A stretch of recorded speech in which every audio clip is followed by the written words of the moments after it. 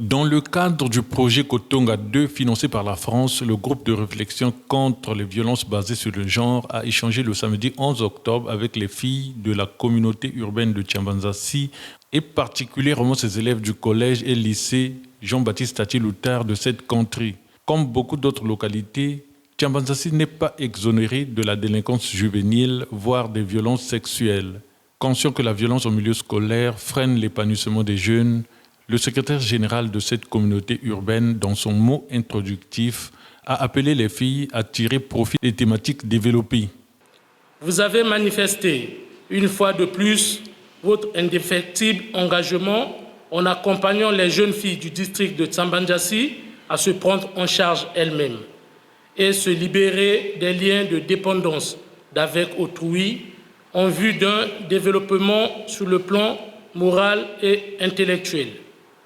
Et à vous, toutes les jeunes filles ici présentes, je vous recommande de bien intérioriser et capitaliser les thématiques qui vous seront développées et commentées par des différents présentateurs, ce afin que vous disposez des outils nécessaires pour faire face aux différents assauts de votre vie. Après ce lancement, les participants ont suivi cette pièce de théâtre décriant les violences basées sur le genre avant de plonger sur les thématiques développées pour les édifier davantage sur ce problème. Les thématiques choisies cette année constituent des verrous à l'autonomisation des filles.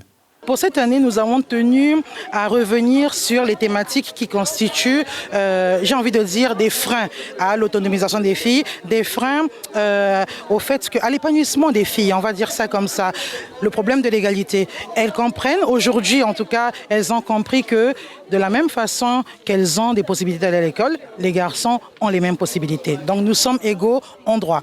Elles l'ont compris. Elles ont compris que justement parce que nous sommes tous égaux, parce qu'elles sont égales aux garçons, leur voix peut et doit se faire entendre. Elles peuvent donner leur avis sur toutes les questions qui les intéressent, sur les questions qui auront un effet sur justement l'intérêt général. C'est pour ça que le thème de l'année a dit qu'elles sont moteurs de développement.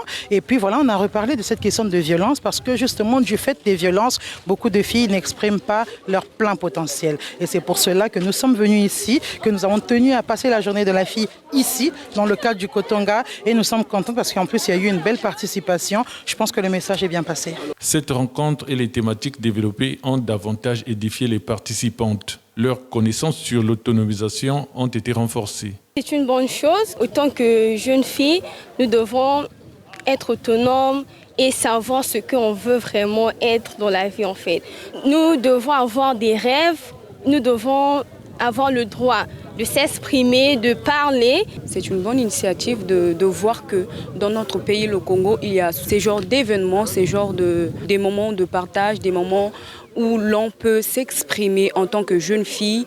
Nous ne devons pas avoir peur de nous battre pour nos droits. Je suis très contente de ce qui s'est fait en ce lieu et je remercie vraiment les personnes qui ont organisé ce moment. Kotonga 2, un projet officiellement lancé le 28 février par la Consule générale de France à Pointe-Noire. Il contribue à la réduction des violences, surtout en milieu scolaire. Kotonga 2025.